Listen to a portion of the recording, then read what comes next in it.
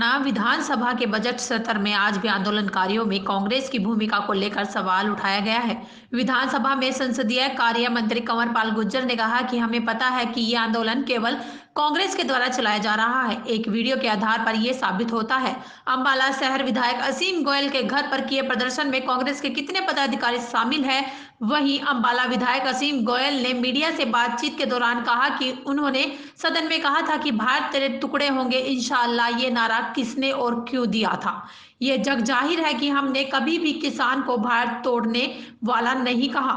असीम गोयल ने कहा कि आज के समय में इस वीडियो और चित्र से साफ है कि आंदोलन में कांग्रेस के कई प्रदेश स्तर के नेता जो आंदोलन में भड़का रहे हैं। असीम गोयल ने साफ कहा है कि हुड्डा सदन में कुछ कहते हैं और उनकी कांग्रेस सदन के बाहर कुछ करती है। गोयल ने कहा कि किसानों को आंदोलन और पुतला जलाने से किसी ने नहीं रोका, ये उनका अधिकार है, पर अशोभनीय भाषा का इस्तेमाल करना गलत है। वहीं उन्होंने कांग्रेस पर जमकर खरी खोटी सुनाई।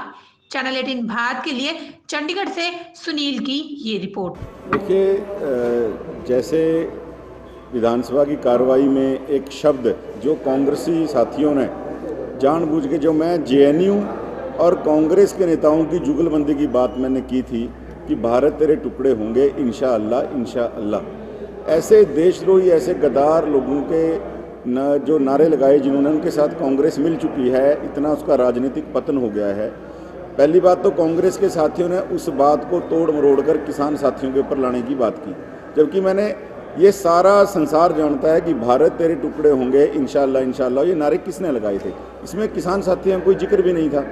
उन्होंने इस बात को घुमा के प्रस्तुत किया और किसान साथियों के द्वारा मेरे घर के बाहर प्रदर्शन किया गया। लेकिन उस प्रदर्शन के अंदर मेरा ये भी कहना है कि जो पवित्र किसान आंदोलन चल रहा है, उनमें भी कुछ ऐसे तत्व हैं जो किसी के उकसावे में आके इस प्रदर्शन की दिशा को भटका रहे हैं, इस धरने की दिशा को भटका रहे हैं। और कल हुड्डा साहब ने बड़ी जिम्मेवारी से कहा कि कांग्रेस का एक भी कार्यकर्ता किसी को उकसाने का काम नहीं कर रहा। मैंने तो कल कांग्रेस साथियों का नाम नहीं लिया था, लेकिन कादियान साहब जब खड़े हुए तो मुझे मजबूरी में बोलना पड़ा।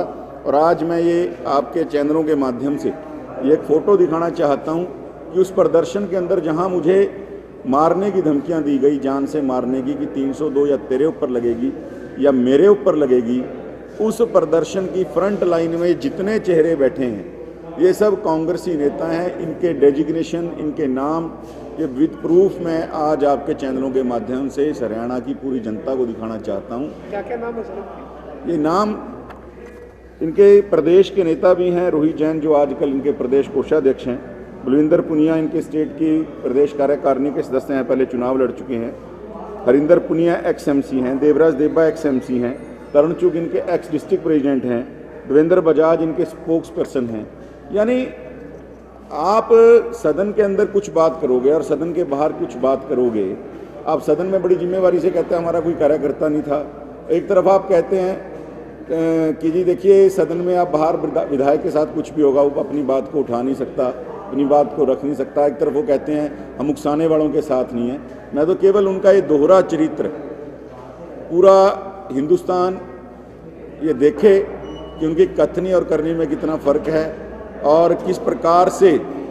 मैं तो किसान साथियों से भी निवेदन करना चाहता हूं कि आपके इस आंदोलन की पवित्रता को जो भंग करने का काम कांग्रेस अपनी राजनीतिक रोटियां सेकने के लिए कर रही है, आप अपने भीतर की इन काली भेड़ों को पहचानो, अपने आंदोलन की पवित्रता बनाए रखें। आंदोलन करना आपका संवैधानिक हक है, लेकिन 302 की धमकी देना, 302 लगा देंगे या 302 लगवा लेंगे, मारने का या उकसावा देना, ऐसी अशोभनीय बातें जो आप स्वयं लोग जिन्होंने बोली हैं, मेरा निवेदन है वो एक बार अपने परिवार के साथ, अपनी बहू बेटियों के साथ, बहनों के साथ उसको खुद भी बैठ के नहीं सुन सकते।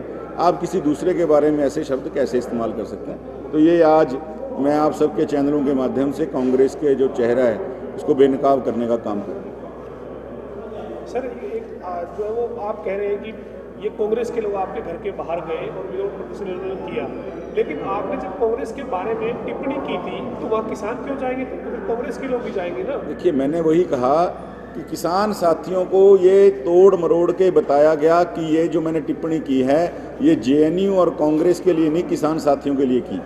किसान साथियों को वहाँ इस आंदोलन को जो उकसाने के लिए काम किया कांग्रेस के नेताओं ने, और मेरे घर के बाहर उन्होंने प्रदर्शन करवा दिया और फ्रंट लाइन में खुद बैठ गए आके, और उनको उकसावा देकर गलत जो तरीके का एक वहाँ मामला है घर के बाहर।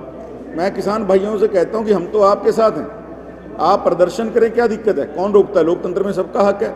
आप हमारा पुतला फूकें, पुतला जलाएं, कौन रोकता है? लेकिन अशोभनीय भाषा, जान से मारने की धमकी, ये कहाँ तक उचित है? अपने आप भी उनको आत्ममंथन करना चाहिए। कांग्रेस केवल अपनी राजनीतिक रोटियां इस आंदोलन के माध्यम से सेकने में लगी।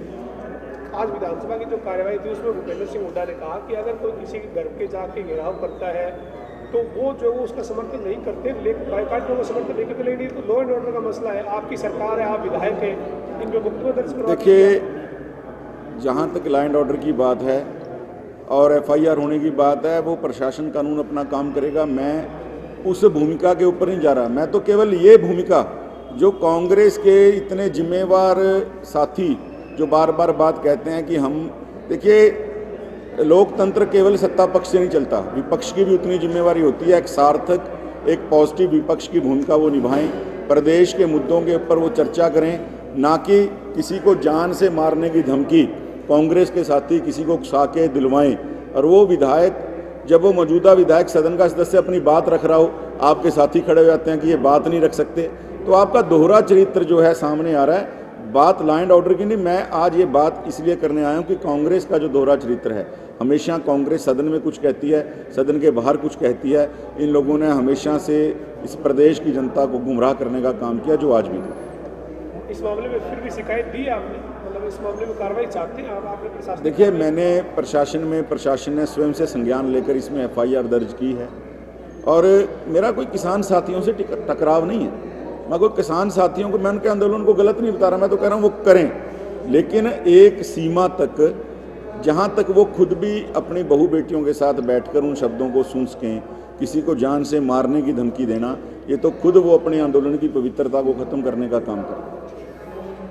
अभय यादव ने भी जो कहा है कि कुछ विशेष तरह के लोग हैं जिनको हिंसा या फिर तोड़-फोड़ में मजा आता है, उसको लेकर भी काफ़ी हंगामा हुआ।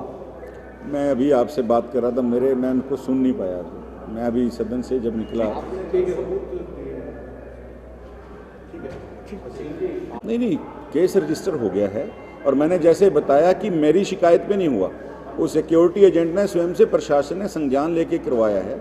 और मेरा कोई किसी का केस रजिस्टर करा के कोई कार्रवाई, मैं तो केवल ये चाहता हूँ कि जो साथी किसी के उकसावे में आके इतनी बड़ी बात कर रहे हैं, कांग्रेस अपना राजनीतिक उल्लू सीधा कर रही है उन साथियों के माध्यम से, और वो साथी अपने आंदोलन की पवित्रता को स्वयं भंग करने का काम कर रहे हैं। मैं तो आपके माध्यम से उनसे अपील करना चाहता हूं कि अपने आंदोलन की पवित्रता को बनाए रखें और कांग्रेस के राजनीतिक उल्लू को सीधा ना होने दें। ये आपकी राजनीतिक दलों से बाहर की लड़ाई है, आपकी अगर एक व्यवस्था से लड़ाई है, उसको आप जारी रखें।